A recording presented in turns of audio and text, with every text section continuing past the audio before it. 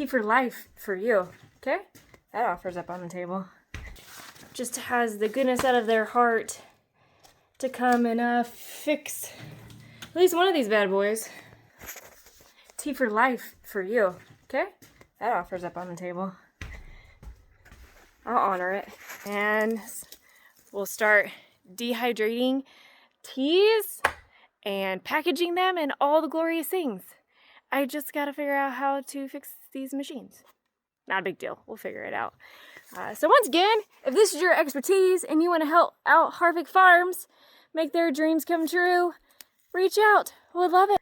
Okay, continuing on to the workday. So you can see this is our partially finished tea production area. We've got some more drywall that we need to do and then complete this section right now, but we at least had the flooring. I got that done about a week and a half ago before we got this. Me and Joseph went to Houston or Katy, Texas to go get it. So what we needed was a breaker that is the 120 to 40 volt in order to get the larger tea machine. The smaller machines can go on the 110, so it's fine. We got those going. I have lots to figure out about schematics and trying to get those working. One turns on, the heat goes, but the gears don't turn, so I can't get the filter bags going. And then the other one turns on, can't get past the main section of the monitor, and so I can't even test trial it right now. And luckily, the manufacturer for the smaller ones, I've called and they've sent me some schematics, and I've got to schedule some time so I can give them a call again to see if we can walk through some things. And then ultimately what I think I'm going to try to do is piece two together into one. So because one has a monitor that's functioning but the gears aren't turning, I'm going to try to see if I can get that in the other machine. But if only it was that easy, the other machine doesn't seem like the CPU is quite working. So lots to learn in this, and it's not going to be a simple one-day activity to learn, but that's part of it. If we can get it up and running, it could be fantastic and quite amazing, but we have to learn some new skills in order to make that happen. So I'm going to get this breaker in.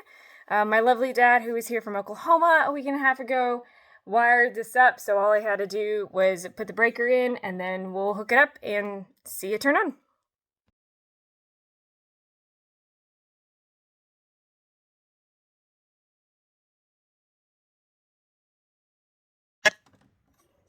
Okay, they're nice in there and tight. So before I pop that in, I am actually going to go ahead and plug it in to our outlet that we had to change out. Okay, at this point I have to figure out what the hinky-dinky I did, because it doesn't seem like it's turning on.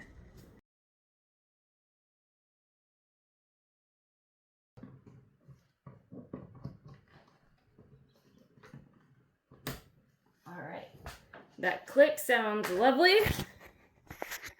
So that is in there. Guys, I'm a nerd, but this is like a different type of nerd I'm not as familiar with. Oh, almost lost that. So I've got to figure out, pretty much get an engineering degree and ideally like a few days to a week. Like I got to get this thing in production. Okay, I just popped in the breaker, and I can already tell you this is positive because I can hear it going. Meaning at least it turns on. That's exciting. It turns on. It's just the beginning, right? So we have this machine. Gives us all of these features. I will say, because it didn't come with the door, remind you, we got this at an auction.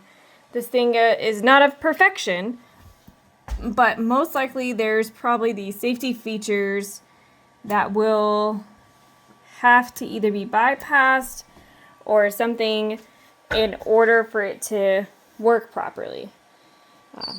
They put these safety features for a reason, but you can see here at this particular door, these most likely all need to be closed and pressed.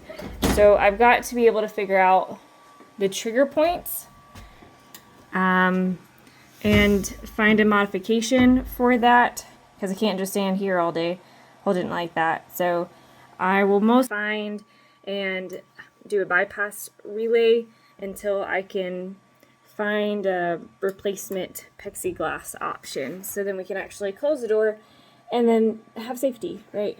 So in the meantime though, I figured out what all the hinky this all means and be able to test to see if it goes. So I'm holding this with my arm right now. Not real hopeful this is going to do anything, but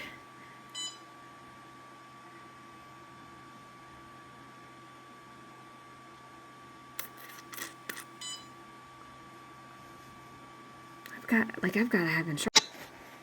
Okay, so at least I'm trying to understand some of it, because the fact that I hit heating turns these components off, heating back on, turns it on. So heating part of this section most likely is these two sections here.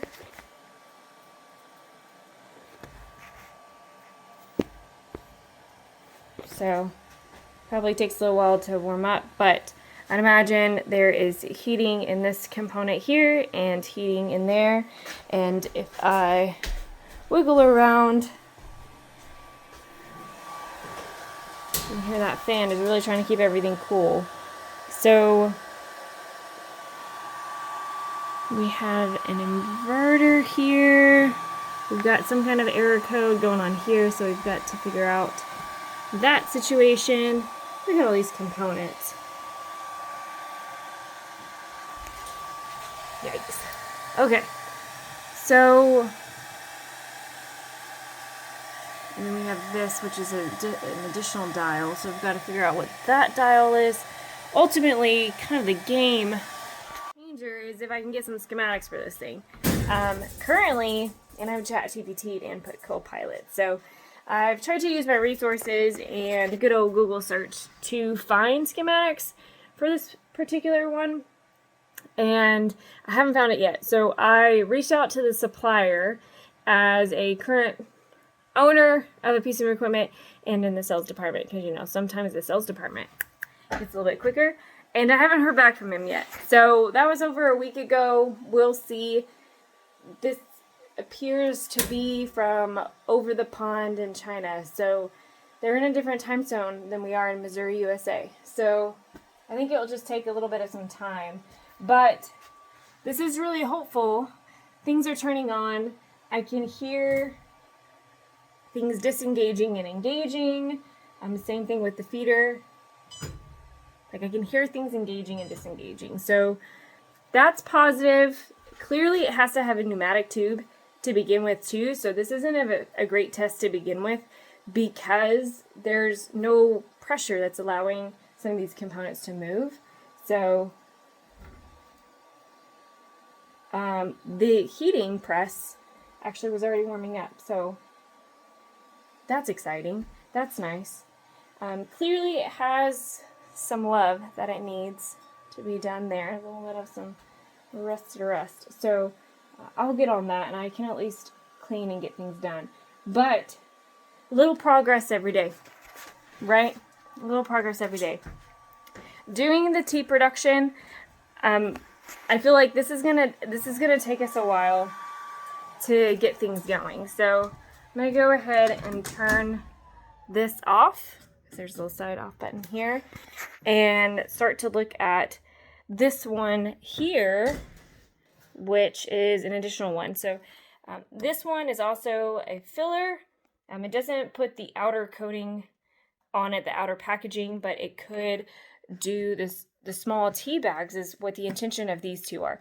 And currently what I've done is switch the monitor here, which is attached to a CPU inside the unit. That is right here. And so you can see that, oh, that's because I turned that switch back off while I was messing with some other things. So you can see that no monitor comes up on here, but things are looking positive in here. So my thought process is, and when I looked at this last two, and I could smell it, the heat on here when I was testing it, when it did have the different monitor on there, the heat did work. So the plan is to take the monitor component that has the menu that you can see from this other one, which appears that the CPU is not working correctly, and bring it back over here in order to test and figure out some things. The downside of this is that these components won't move at all. Like, they ain't budging. I'm not like real weak, so I got a little muscle on me. I work out every once in a while. I do see a huge difference, which I haven't cleaned up yet, so, but this one moves more freely. And when I called the manufacturer, that's what he said. First thing is you got to get it to move freely, or you're in hot water. So schematics for the smaller ones, working on that, trying to figure it out. So if you're from the Missouri, USA area and just like have this desire to come help me figure this out, just give us a call, email, all the things. If I don't answer Monday through Friday, it's because I'm doing my nursing job, but I'll get back to you because I would love to be able to continue to make teas in our field and come in here and produce those teas and have a Missouri grown operation. Wouldn't that be nice? So as an example, like look, this is our shed that we repurposed.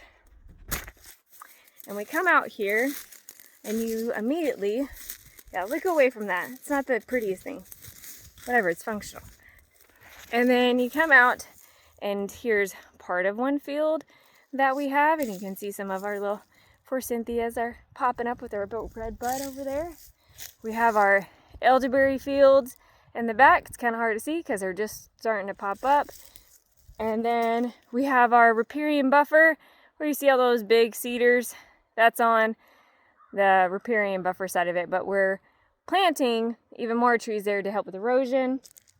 And then on this side here, we have, which I got to get back to mulching. You can see certain mulch is doing much better than the others, part of our experiment.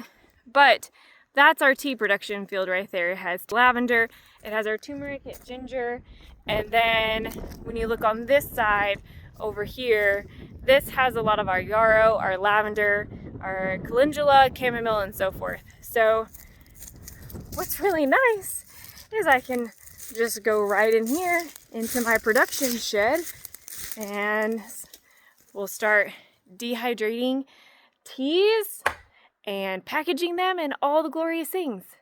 I just got to figure out how to fix these machines. Not a big deal. We'll figure it out. So once again, if this is your expertise and you want to help out Harvick Farms make their dreams come true, reach out. We'd love it. Until next time, here's Lainey at Harvick Farms.